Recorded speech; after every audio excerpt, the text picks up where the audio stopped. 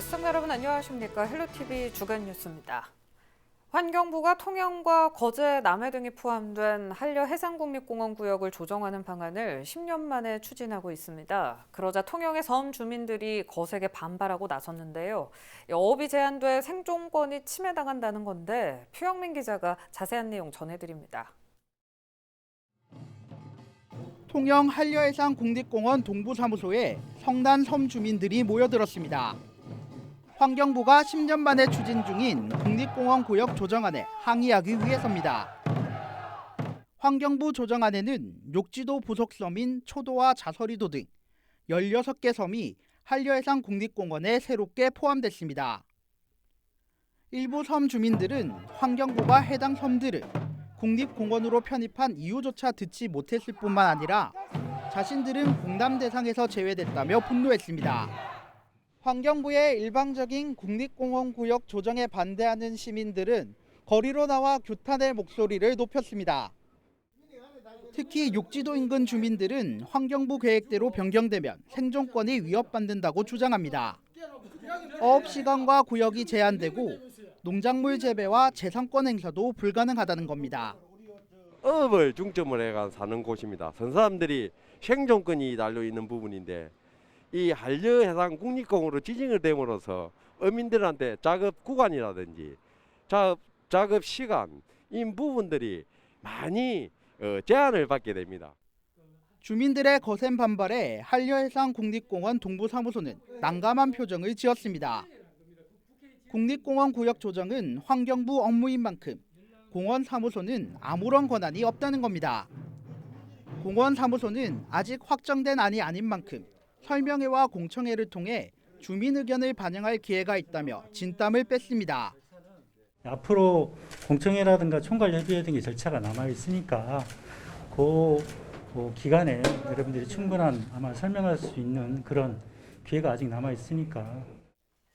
주민들과 더불어 통영시도 강력 반발했습니다. 국립공원 해제 면적이 0.044제곱킬로미터인 반면 신규 편입은 34.8제곱킬로미터에 달하기 때문입니다. 통영시는 재조정을 요구했던 부분은 반영되지 않은 채 오히려 편입 면적이 확대됐다고 비난했습니다. 우리 시가 해제 요청한 자체 용역 결과와 지역 주민들의 해제 요구 바람대로 반드시 한려해상국립공원 구역이 재조정될 수 있도록 시민 여러분들의 많은 관심과 협조를 당부드립니다. 섬 주민들은 환경부 항의 방문 집회와 공청회 거부 등 강경 대응을 이어나갈 계획입니다. 헬로티비 뉴스 표영민입니다.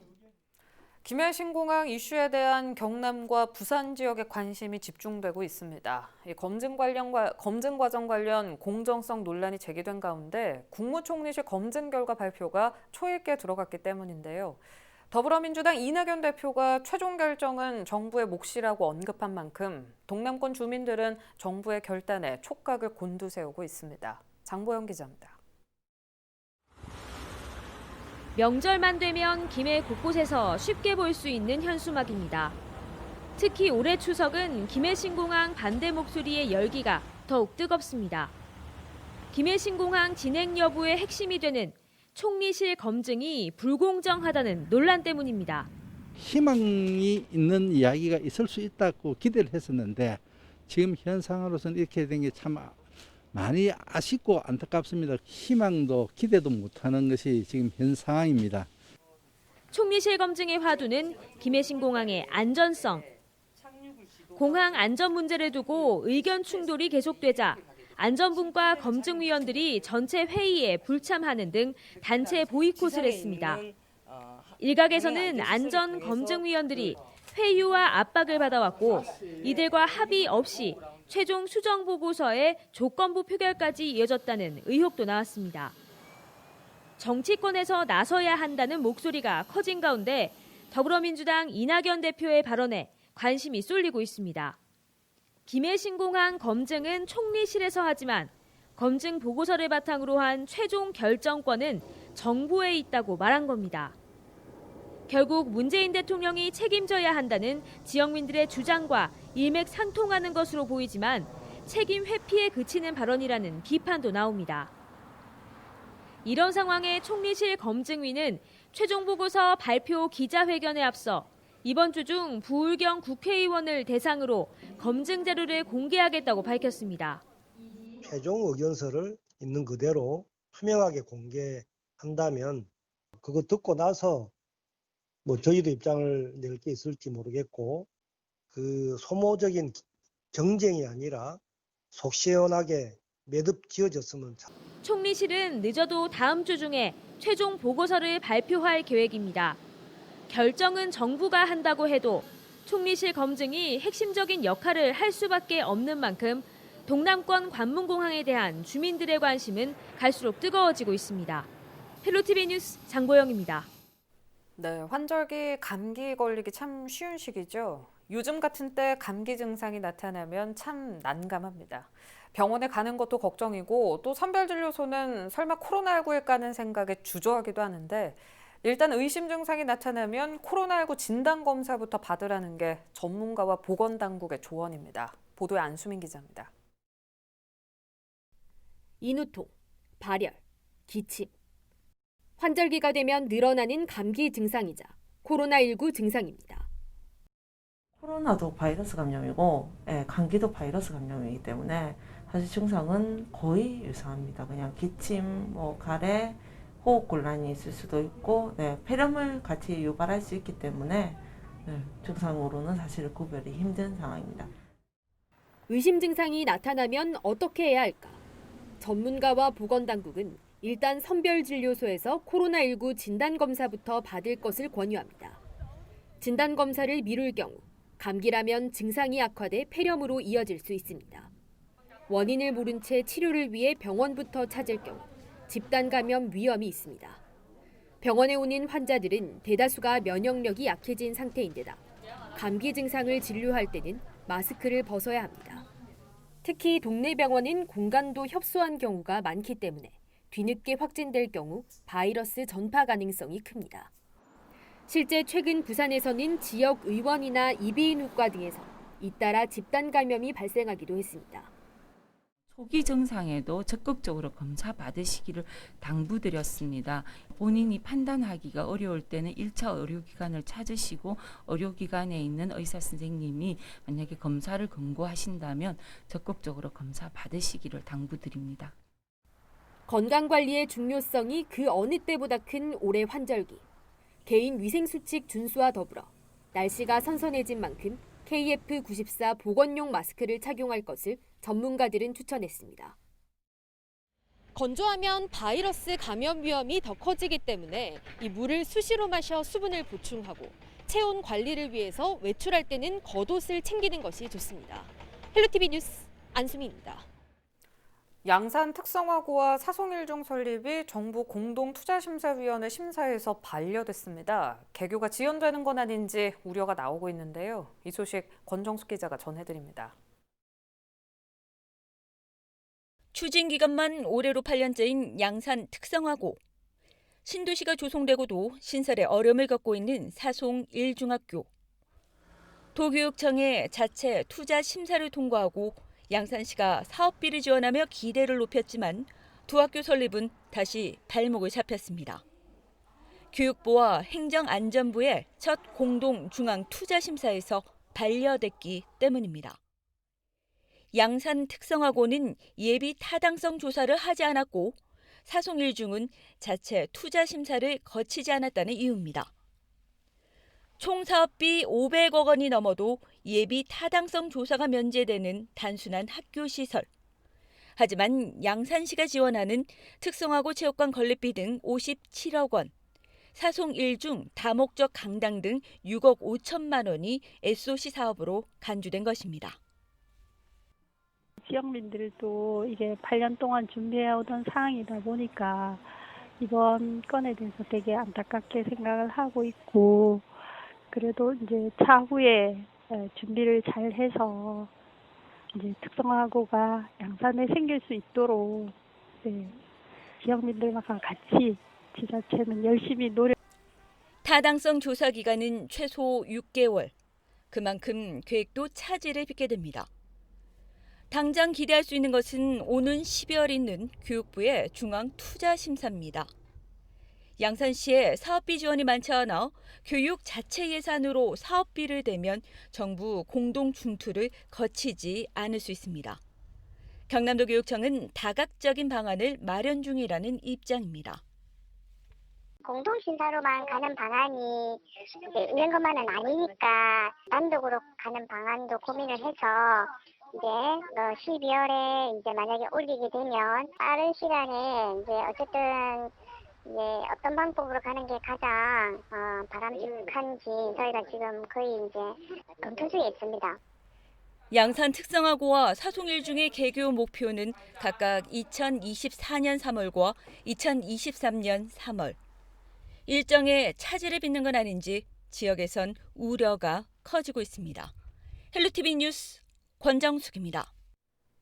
해운대 해변열차가 2차례 연기 끝에 드디어 준공식을 개최했습니다. 부산에서 처음으로 폐선부지를 활용한 관광 콘텐츠인 만큼 많은 관심을 받고 있는데요. 관광객을 맞을 첫인상이 중요하겠죠. 보다 촘촘한 준비가 필요해 보입니다. 김현정 기자입니다. 송정에서부터 미포까지 4.8km 구간, 바다를 조망하며 달리는 100인승 해변 열차입니다. 평균 시속 15km로 30분간 달리며 이용 요금은 편도로 7,000원, 왕복 10,000원입니다. 동해남부선 폐선부지를 활용한 해운대 해변 열차가 2차례 연기 끝에 6.15 후 송정 역사에서 준공식을 열었습니다. 본 사업은 2013년 11월 부산시와 국가철도공단 간의 동해남부선 철도자산 활용 협약에 따라 시행된 사업입니다. 작년 5월 착공하여 약 1년 5개월여의 공사를 진행하여 총 공사비 760억 원을 들인 해운대 블루라인 파크가 오늘 뜻깊은 준공 행사를 개최하게 되었습니다. 해운대구는 해변 열차 개통을 위해 이곳을 유원시설로 허가했습니다. 이게 이제 전국 최초이기 때문에 여기 해운대 지역에 이렇게 관광 자원화를 시켜가지고 저희들이 정거장마다 6개 정거장이 있는데 정거장마다 관광 콘센트를 이어가지고 관광객들이 많이 이용할 수 있도록 만들어 보겠습니다. 하지만 보완해야 할 부분도 아직 산적해 있습니다. 정거장 내부 탑승객들의 편의시설 등은 준비되지 않은 채 빈 공간만 덩그러니 있을 뿐입니다. 청사포 정거장 옆 주차장은 아직 공사 진행 중으로 열차부터 먼저 운영하고 이용객들의 주차장이 만들어지는 앞뒤가 바뀐 모양새입니다. 10m 높이의 레일을 설치해 그 위를 달리는 스카이 캡슐은 전기 동력으로 자동 운행되는 시스템으로 최대 4명까지 탈 수 있습니다. 이용요금은 4인승 기준 편도 44,000원, 왕복 77,000원이며 아직 시험 운행 중입니다. 그린레일웨이 데크길 사업은 공사가 진행되고 있어 이용을 차단하고 있습니다. 해변 열차를 중심으로 스카이캡슐과 제가 지금 걷고 있는 그린레일웨이 데크길 사업까지 완전체 개통은 이달 말로 계획되고 있습니다. 부산에서 폐선부지를 활용한 첫 관광 콘텐츠인 만큼 그 어느 때보다 첫 단추가 중요한 시점입니다. 헬로티비 뉴스 김현정입니다.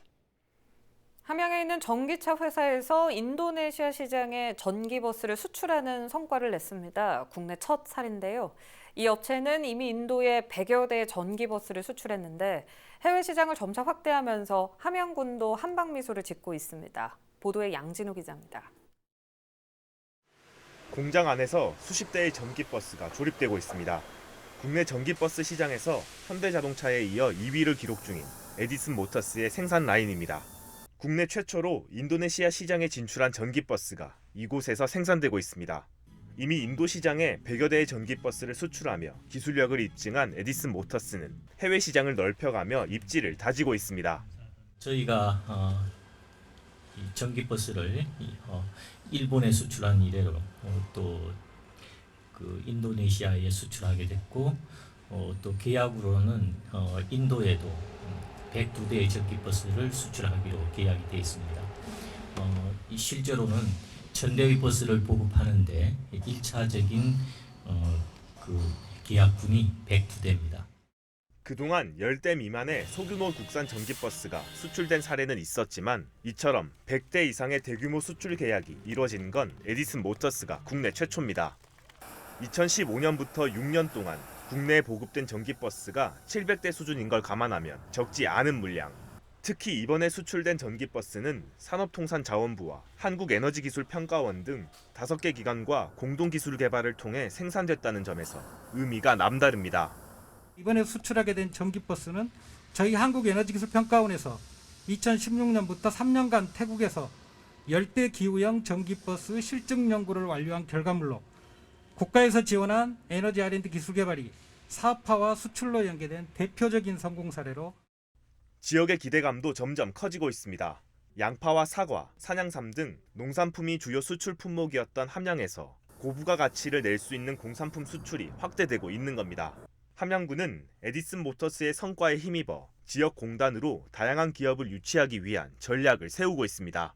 또 여러 기업의 사업 확장에 따른 지역민 고용 창출 효과에도 큰 기대를 걸고 있는 모습입니다. 우리 함양에서도 공단도 있고 여러 가지 시설을 많이 기다리고 있습니다. 앞으로는 그린 정책에 부합하는 그런 친환경 업체들이 우리 함양으로 많이 오기를 기다리겠습니다. 버스 한 대가 수출될 때마다 올라가는 매출은 약 3억 원. 군단위 지역인 함양에서 생각하기 힘들었던 성과에 지역의 기대감도 높아지고 있습니다. SCS 양진호입니다.